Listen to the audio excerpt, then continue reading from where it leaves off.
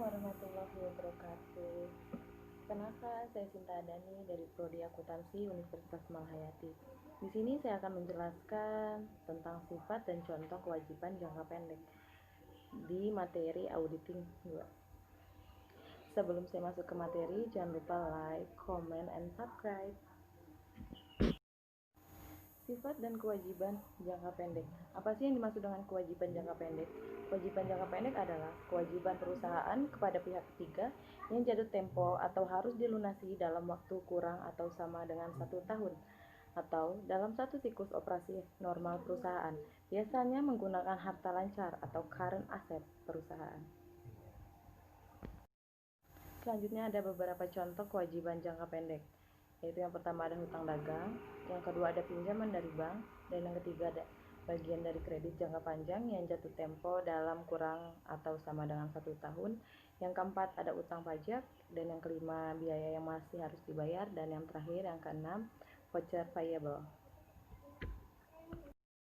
Yaitu yang selanjutnya ada beberapa hal yang harus diperhatikan dalam memeriksa kewajiban jangka pendek, yaitu dibagi menjadi dua. Yang pertama yaitu adalah kecenderungan perusahaan untuk mencatat kewajiban lebih rendah dari yang sebenarnya, dengan tujuan untuk melaporkan laba lebih besar dari yang sebenarnya.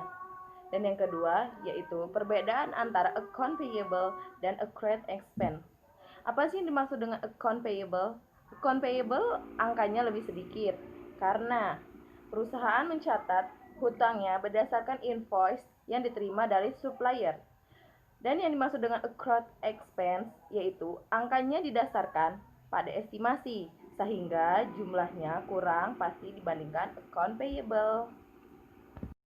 Yaitu yang selanjutnya ada tujuan pemeriksaan kewajiban jangka pendek, yaitu dibagi menjadi 10. Yang pertama, yaitu terdapat internal kontrol yang baik atas kewajiban jangka pendek.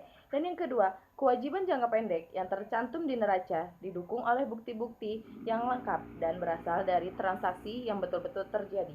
Dan yang ketiga, yaitu semua kewajiban jangka pendek perusahaan sudah tercatat per tanggal neraca. Dan yang keempat, yaitu adanya accrued expense, jumlahnya reasonable atau masuk akal atau tidak, dalam artian tidak terlalu besar dan tidak terlalu kecil. Dan yang kelima yaitu kewajiban leasing, jika ada sudah dicatat sesuai dengan standar akuntansi sewa guna usaha. Dan yang keenam yaitu seandainya ada kewajiban jangka pendek dalam mata uang asing per tanggal neraca sudah dikonversikan ke dalam rupiah dengan menggunakan kurs tengah Bank Indonesia per tanggal neraca dan selisih kurs yang telah sudah dibebankan atau dikreditkan pada laba rugi tahun berjalan. Dan yang ketujuh, adanya biaya bunga dan bunga yang terutang dari hutang jangka pendek telah dicatat per tanggal neraca. Dan yang kedelapan, biaya bunga hutang jangka pendek yang tercatat pada tanggal neraca betul terjadi, dihitung secara akurat dan merupakan beban perusahaan. Dan yang kesembilan, semua persyaratan dalam perjanjian kredit telah diikuti oleh perusahaan sehingga tidak terjadi bank default. Dan yang terakhir yang ke-10 yaitu adanya penyajian kewajiban jangka pendek di dalam neraca dan atas laporan keuangan sesuai dalam prinsip akuntansi yang berlaku umum di Indonesia atau SAK. Dan yang terakhir adanya prosedur pemeriksaan kewajiban jangka pendek. Yang pertama, pelajari dan evaluasi internal kontrol atas kewajiban jangka pendek. Yang kedua, minta rincian dari kewajiban jangka pendek baik hutang dagang maupun kewajiban lainnya. Kemudian, periksa penjumlahannya atau footing serta cocokkan saldonya dalam saldo hutang di buku besar. Dan yang ketiga, untuk hutang dagang, cocokkan saldo masing-masing supplier dengan saldo menurut subdiary ledger hutang dagang. Dan yang keempat, pertimbangkan untuk mengirim konfirmasi kepada supplier baik yang saldonya besar maupun yang saldonya tidak berubah sejak tahun sebelumnya.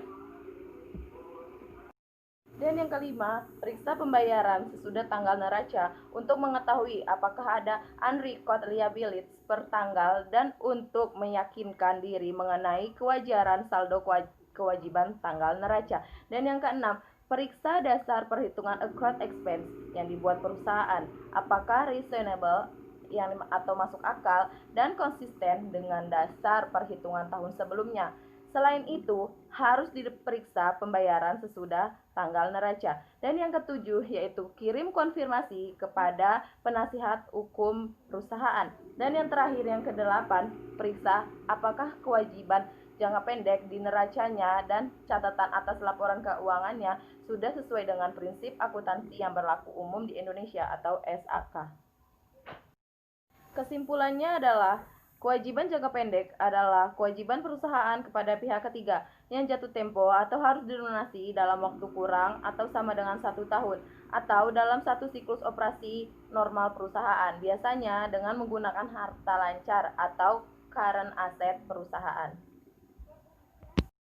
Demikian penjelasan dari materi saya. Jika ada salah kata, saya mohon maaf. Dan jangan lupa like, komen, dan subscribe. Thank you guys.